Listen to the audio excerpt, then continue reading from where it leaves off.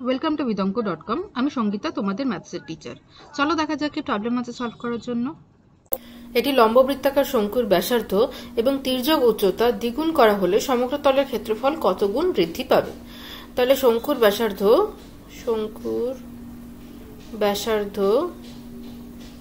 ধরে নিই আর একক, আর তির্যক উচ্চতা ধরে নিই এল একক।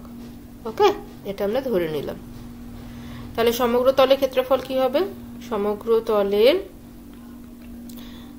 ক্ষেত্রফল হবে পাই আর ইন্টু এল প্লাস আর বর্গ একক, তাই তো। এবারে যদি ব্যাসার্ধ দ্বিগুণ করা হয় এবং তির্যক উচ্চতা দ্বিগুণ করা হয়, এখন ব্যাসার্ধ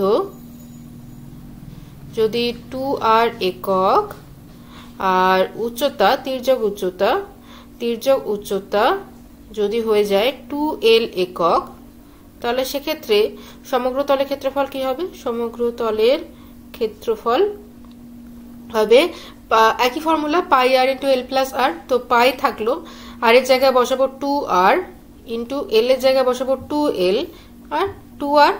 ওকে, তাহলে দেখো কি হচ্ছে, আমরা এই 2টাকে বাইরে বের করে নিলাম। তাহলে পাই আর হচ্ছে, আবার এখান থেকে একটা 2 কমন যাচ্ছে, সেটাকেও যদি বাইরে বের করে নিই তাহলে হবে এল প্লাস আর। ওকে, তার মানে কি হচ্ছে, 2 বাইরে চলে এলো, তার মানে হচ্ছে 4 ইন্টু পাই আর ইন্টু এল প্লাস আর।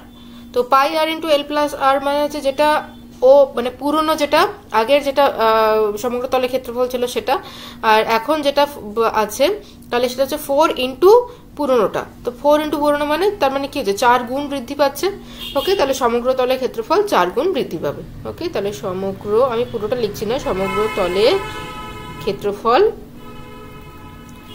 4 গুণ বৃদ্ধি পাবে। Okay, so this is our answer. Thank you for watching vidonko.com। অঙ্কের আরো প্রবলেম এবং সলিউশনের জন্য আমাদের ওয়েবসাইট অবশ্যই ব্রাউজ করুন।